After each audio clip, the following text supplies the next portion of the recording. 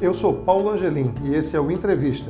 E voltando aqui ao nosso programa, o nosso amigo André Lopes, que é arquiteto, um profissional da arquitetura e urbanismo. Ele também é professor universitário, ele é mestre e também doutorando na área de transportes, engenharia de transportes. E nós tivemos no programa passado um papo muito gostoso, muito agradável e rico sobre a cidade de Fortaleza. E nós então vamos agora ampliar um pouco mais, expandir um pouco mais essa conversa e nós vamos, André, direto ao ponto. A cidade de Fortaleza hoje vive um problema muito grande de trânsito, de tráfego, de engarrafamento. Muita gente reclama da questão dos engarrafamentos, né?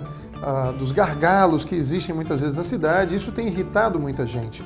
Você compreende aí como estudioso da área de tráfego, né? De transportes, você entende que isso é um problema real?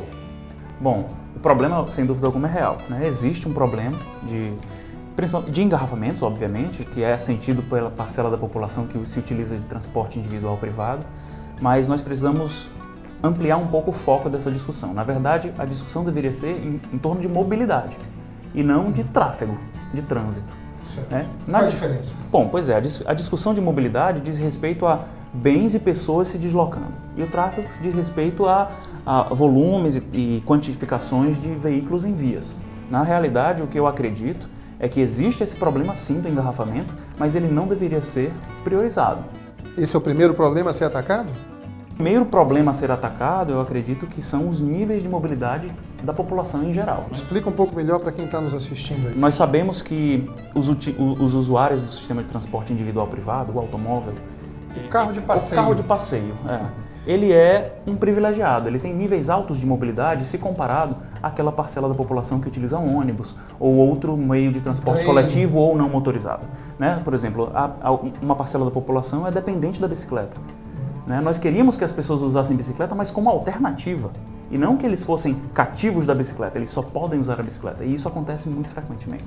Então, o que eu defendo, na verdade, é que nós democratizemos o acesso à mobilidade, para que as pessoas tenham direito aos espaços da cidade. Isso passaria por quais soluções, quais intervenções? Bom, primeiro nós precisamos planejar o sistema de mobilidade da cidade, mas também o sistema de uso do solo da cidade. Saber onde acontecem os usos, os polos geradores, a maneira como... Polos geradores de viagem. Os polos geradores de viagem e a maneira como esse sistema de transportes interconecta... Basicamente é descobrir de onde as pessoas estão saindo e para onde elas estão querendo ir. É Seria isso? A famosa pesquisa Origens e Destino. Pesquisa de origem e destino. Então não existe essa pesquisa de origem e destino. Nós temos uma pesquisa que está defasada já, ela é do início da década de 90 e ela já não diz mais respeito à cidade que nós temos hoje. E isso seria fundamental para quê? Uma vez que nós tivéssemos essa pesquisa, o que mudaria? Bom, nós saberíamos quais são os deslocamentos necessários, de onde as pessoas estão saindo e para onde elas estão indo e as quantidades dessas pessoas, a quantidade de deslocamentos necessários. E aí nós poderíamos quantificar os sistemas de transporte coletivo, ônibus, metrô, BRT, VLT, monotrilho, o que nós quiséssemos. Né? E em paralelo, nós poderíamos, de certo modo, melhorar ainda mais o fluxo de veículos. Hoje existe uma grande discussão na cidade que é o viaduto. O viaduto ali da Engenheiro Santana Júnior com Antônio Salles. Na sua opinião, como arquiteto, urbanista e também como um doutorando na área de transportes, ele é a solução? Eu gosto de pensar assim, planejamento não deveria ser pensado através de soluções, mas sim através de problemas. Nós precisamos identificar os problemas corretamente para decidir por uma solução. E o problema ali está identificado errado, na sua opinião? Eu acredito... Bom, deixa eu falar como arquiteto urbanista. Né? Como arquiteto urbanista, eu acredito que aquela solução ela traz alguns malefícios, né?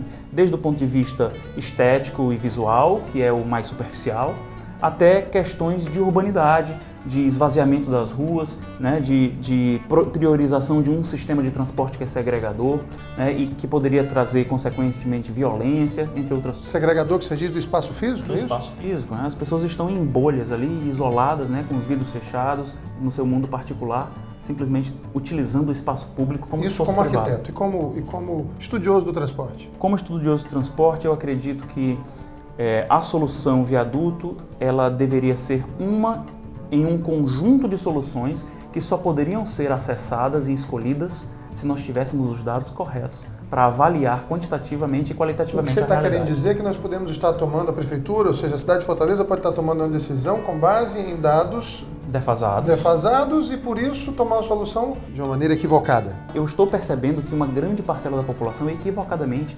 acredita que o viaduto vem como uma medida de mobilidade. E isso não é verdade. Que é moderno. Não tem nada de moderno. Não tem nada de moderno. Dá para você dizer rapidamente aí algo que eu ouvi de você, que os terminais realmente estão em xeque?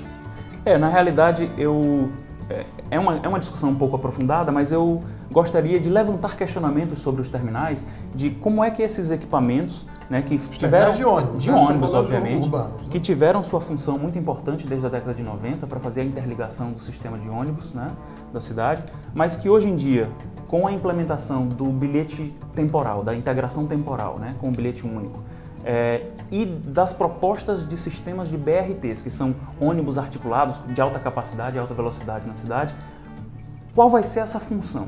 Que função terá esse terminal e será que eles poderiam ser transformados em coisas melhores para a cidade? Você está querendo dizer que agora a transição pode ser feita na própria rua e não mais dentro de um terminal? E bem mais próximo do destino? A integração no sistema de ônibus ela não está mais presa a um ponto no espaço, e sim no tempo. No tempo. André, eu vou ter que negociar com a produção aqui mais uns 4 programas para a gente tratar desse tema, viu? Mas eu te agradeço, muitíssimo obrigado pelos esclarecimentos e elucidações aqui. Esse é o Entrevista. Até a próxima.